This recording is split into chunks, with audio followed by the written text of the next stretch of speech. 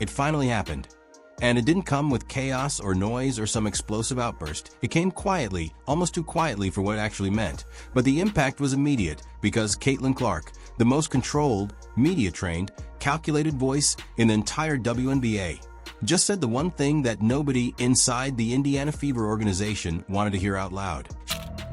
Is it time to do the unthinkable?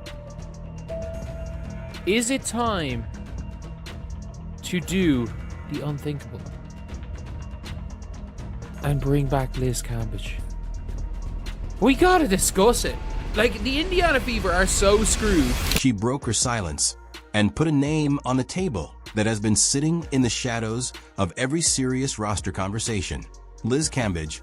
And the second that name surfaced publicly, everything changed, because this is not a random suggestion. This is not social media noise.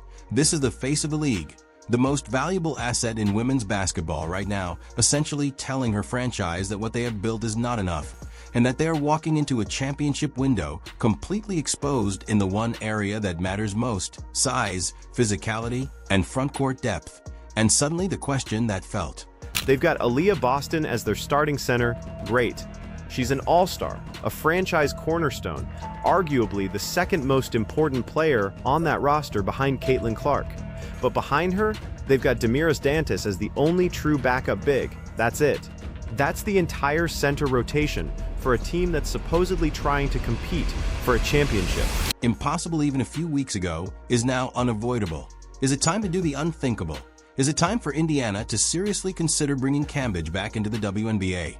Because when you strip away the emotion and the headlines and the controversy, and the fact that we're even having this conversation tells you everything you need to know about how badly the Fever have mismanaged their frontcourt depth this offseason. What you are left with is a very real basketball problem that has been building for weeks and has now reached a point where it can no longer be ignored. The Fever have one true center, one, and her name is Aaliyah Boston, an all-star, a foundational piece of player you can build around. But behind her, there is almost nothing in terms of reliable production. And in a league that is becoming more physical, more competitive, and more strategically demanding every season, that kind of roster imbalance is not just a weakness. It is a liability that can collapse an entire season the moment one thing goes wrong.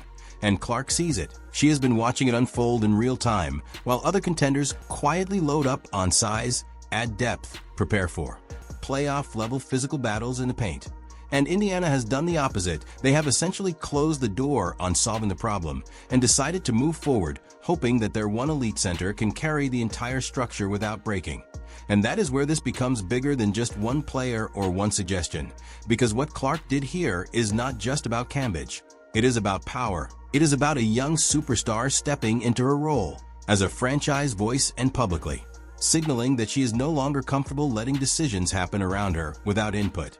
Because for most of her career, she has been the perfect professional, focused, composed, trusting the system, trusting the front office, trusting that the people building the team understand what is needed to compete at the highest level. But now that trust is being tested, and instead of staying silent, she made a move that forces accountability. She pointed directly at the problem and attached a solution to it. And that solution is as controversial as it is logical, because Cambage is not just any player. She's one of the most physically dominant centers to ever play in the WNBA, a 6 feet 8 inches presence who changes the geometry of the court the moment she steps on it.